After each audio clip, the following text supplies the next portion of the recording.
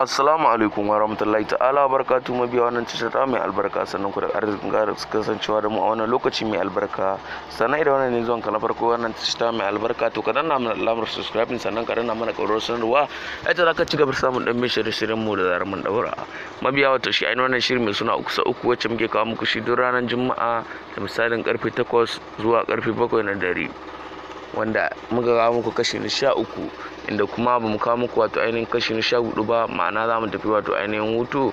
To ku daure ku dana mai alamar subscribing, sannan ku dana mana ƙaurar sanarwa ta za ku ci gaba da samun ɗimbin shirye-shiryen mu. Sannan menene zai faru, kanan comment ku aje mana, shin auren nan zai iya sakanta ko kuma ya ne kuke tunanin?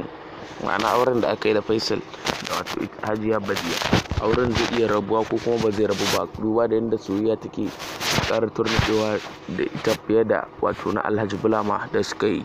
Mun gode da kasancewa da mu a wannan lokaci mai albarka.